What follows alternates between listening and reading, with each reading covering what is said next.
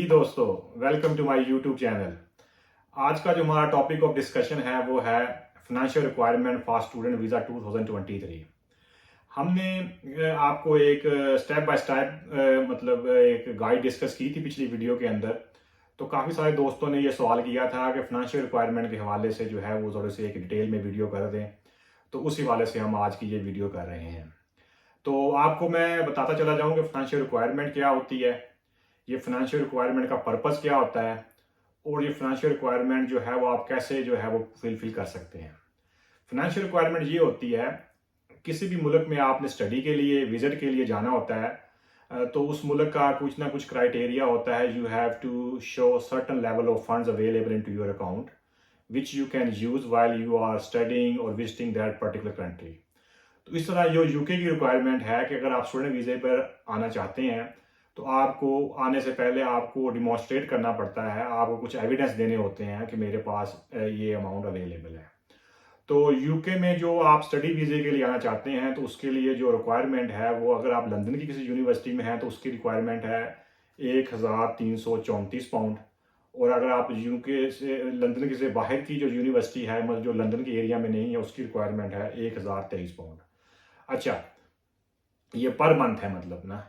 तो अगर और जो आपने एविडेंस देना होता है कि आपके पास 9 महीने के फंड्स अवेलेबल हैं आपके अकाउंट के अंदर। तो अगर लंदन की यूनिवर्सिटी में पढ़ रहे हैं वो तकरीबन बनते हैं 12,000 पाउंड। और अगर आप लंदन से जो बाहर की कोई यूनिवर्सिटी पढ़ रहे हैं तो वो टोटल बनते हैं 92 100 पाउंड, 9,200 पाउंड ना। तो अगर इनको आप पाकिस्तानी करेंसी में कन्वर्ट कर लें तो तकरीबन वो लंदन की यूनिवर्सिटी के तकरीबन बनेंगे 42 लाख रुपए, और लंदन से जो बाहर की यूनिवर्सिटी हैं उनके तकरीबन बनेंगे 33 लाख रुपए, जो इसकी जो रिक्वायरमेंट होगी। अच्छा, ये आपने फंड किस तरह उनको शो करवाने हैं, मतलब उनको जो बैंक स्टेटमेंट आपने दिखानी है वो किस तरह आपको होनी चाहिए। अच्छा, उसके लिए क्राइटेरिया है कि ये फंड आपके अकाउंट में 28 कंजेक्टिव डेज से आपके अकाउंट में मौजूद हो।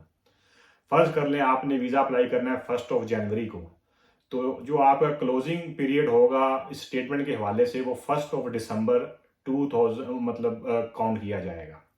मतलब कि 28 डेज के कंजेक्टिवली आपके अकाउंट में मौजूद हों। और जो आपका क्लोजिंग पीरियड है बैंक स्टेटमेंट का, जनाब अली फर्ज करें अगर आपने स्टेटमेंट निकाली है तो 1 दिसंबर आपका क्लोजिंग पीरियड हो, विद इन 31 डेज से पुरानी स्टेटमेंट आपकी ना हो, मतलब 31 दिन से पुरानी स्टेटमेंट ना हो। और फर्स्ट अगर उससे पुरानी होगी तो वो स्टेटमेंट इनवैलिड हो जाएगी, वो फिर आपके एविडेंस जो है वो कंसीडर नहीं किए जाएंगे। तो ये आपका जो है वो बड़ा एक स्ट्रिक्ट क्राइटेरिया है जो आपने फुलफिल करना है।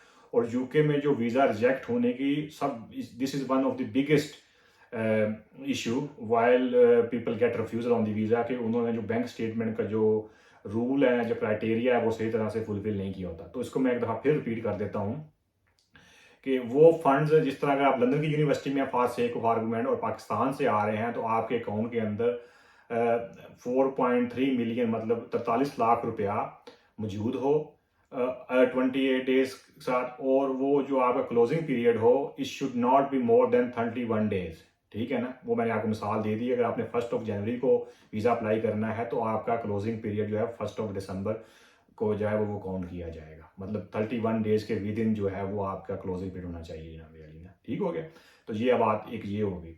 दूसरा ये है कि भी कौन कौन से जो है वो बैंक्स हैं उनकी स्टेटमेंट जो है वो एक्सेप्टेबल है। तो उसके हवाले से जो बैंक ऑनलाइन डिजिटल बैंकिंग करते हैं सिर्फ उन्हीं की स्टेटमेंट जो है वो अवेलेबल है। और उसके बाद आपने एक और चीज़ करनी है कि जो आपका क्लोजिंग बैलेंस होगा उसका आप एक अपने बैंक मैनेजर से लेटर ले लें, जिसके ऊपर वो लिख दे कि ये जो फंड है ये अवेलेबल है क्लोजिंग बैलेंस, और ये for the disposal of that person, जब भी वो आप यूज़ करना चाहे तो वो यूज़ कर सकता है जनाब।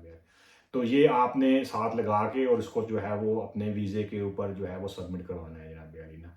तो ये आपकी फाइनेंशियल रिक्वायरमेंट है जो कि आपने लाजमी फुलफिल करनी है, और उसके बगैर आपका वीज़ा जो है वो रिजेक्ट हो जाएगा। और बहुत सारे केसेस में देखा गया है कि लोगों ने करेक्ट प्रोसीजर फॉलो नहीं किया होता, जिसकी वजह से उनके वीज़े जो हैं वो रिजेक्ट हो जाते हैं। तो फाइनेंशियल रिक्वायरमेंट के हवाले से अगर आपका कोई भी सवाल हो और आपके जहन में सवाल आए तो आप वो बिला झिझक मुझे कमेंट में पूछ सकते हैं, और मैं I am more than happy to answer your question. ठीक है। तो ये थी हमारी आज की वीडियो। हो सकता है मुझे यकीन है कि आपने ये वीडियो एंजॉय की होगी। Thank you very much for watching. Good bye.